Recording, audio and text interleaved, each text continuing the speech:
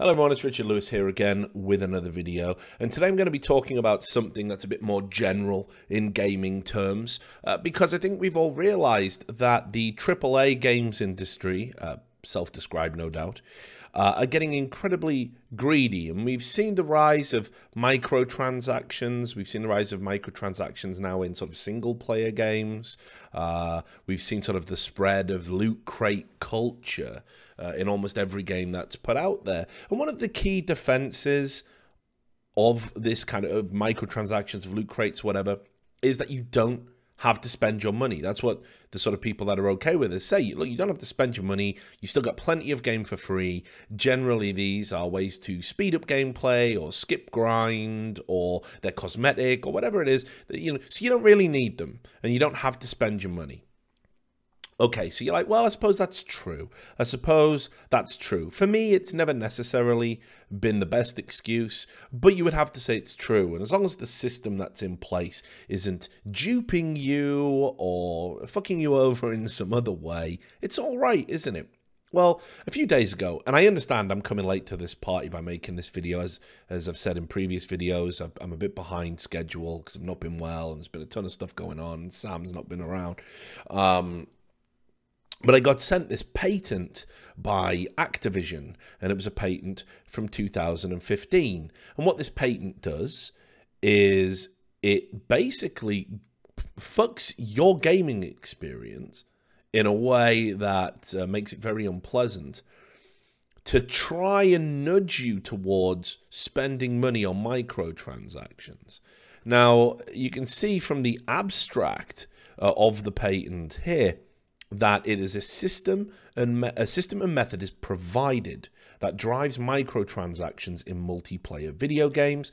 The system may include a microtransaction, arrange matches to influence game-related purchases. For instance, the system may match a more expert marquee player with a junior player to encourage the junior player to make game-related purchases of items possessed used by the marquee player. A junior player may wish to emulate the marquee player by obtaining weapons or other items used by the marquee player.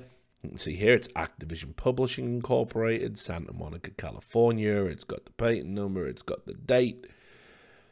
So again, to put it in plain English, you get put into a game where either, the best case scenario, somebody on your team has absolutely out of control baller items. You probably shouldn't be in that bracket to play alongside these people. You're probably going to be dead weight. But that's to make you envious of this player. So you go, well, I want to be like him. What have I got to do? Fuck it. I'll go get the credit card out. Or, worst case scenario, you get put into a game against somebody who has these items and just straight fucking wrecks you.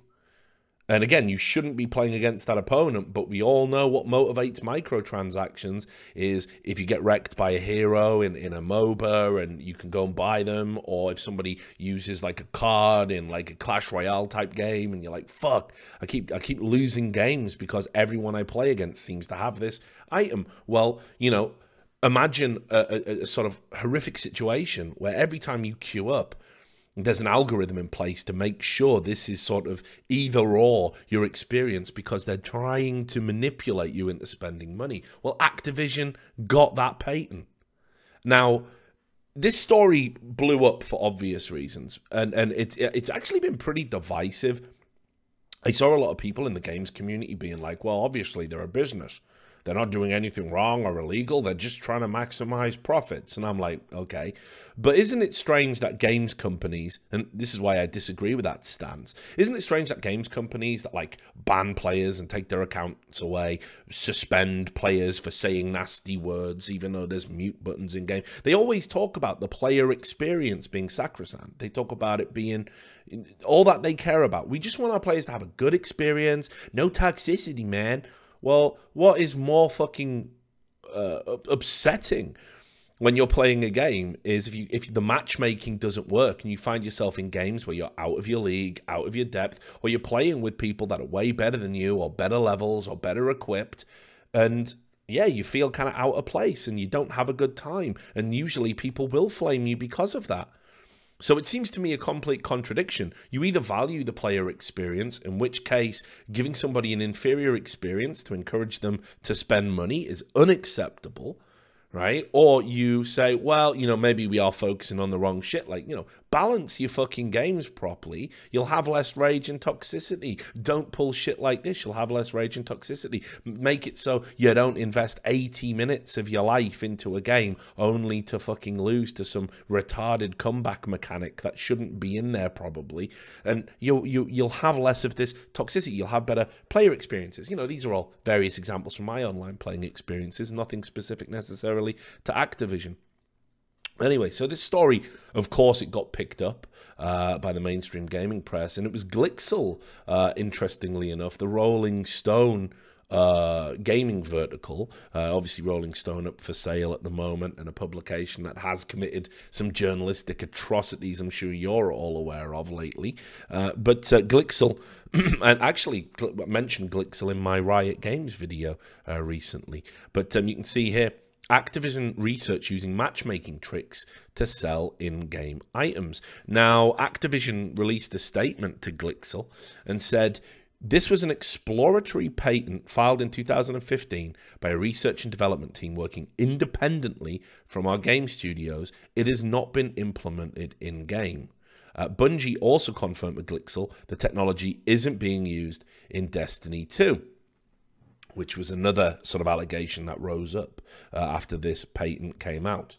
Now, I got to say, I mean, that's a very flippant response from Activision. Just like, it's not been implemented in-game yet, basically. Like, we've got the technology, we've got the patent, we can do it, but, yeah, we haven't yet, so don't come down too harsh on us. And in the patent, it gives some more examples. You know, the microtransaction engine may match a junior player that wants to be a sniper with a highly skilled sniper. The junior player may be encouraged to make game-related purchases, such as a rifle or other item used by the marquee player. So it would look at, for example, the algorithm would look at your play style. It would look at the things you were picking, and it would use that information to basically manipulate you and manipulate your game experience. It's not looking at things like your ELO or MMR or, you know, whatever skill bracket you should be in, however that's determined. It's actually looking at what you desire to be and therefore how it can manipulate you into maybe spending some money to achieve that desire. Interestingly enough, it says the system can also drop players into matches that will make use of an in-game related purchase, according to the patent. Doing so may enhance a level of enjoyment by the player for the game-related purchase, which may encourage future purchases.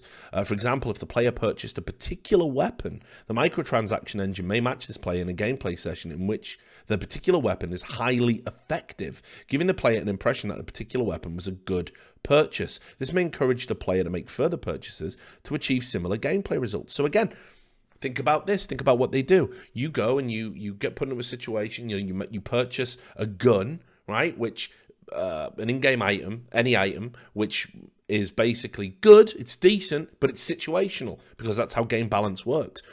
Well, this Activision patent says fuck game balance. We will drop that player just after they've purchased this item into a game where that purchase will be overpowered if they choose to use it, and this will positively reinforce their desire to spend more money on our game. It's madness, isn't it? I mean, it's so unbelievably greedy, and it discounts the player experience to such a savage degree. And here's the thing that's really, you know, kind of gross about it, I think, is if you look at, like, Activision Blizzard's profits, in 2016, their profits went up. They had, well, not profits, but their revenue, I should say, rather. They had $3.6 billion in in-game sales, which was up from 2015, where they only made $1.6 billion. So it's an additional $2 billion in microtransactions, and as a result, this is going to be the way that they choose to do business. This is going to be how they choose to make profit, and therefore, patents like this are incredibly dangerous because we do not know as consumers when they're going to be snuck into our games. Certainly, Activision are saying right now, they're not in any games, don't worry about it. But, I mean, they'd be well within their rights to lie even. There's nothing that we can do about this. They're not doing anything illegal. And they don't have any obligation to disclose that they're using these tricks on us to make us buy in-game items. So it seems to me absolutely crazy that this is something that's just there, just some technology they're just going to be able to hold back and potentially drop on players whenever they feel like it. Whenever a board meeting says, hey guys, we need to make more profit, it's time to deploy the patent. That's literally something they can do whenever they wish.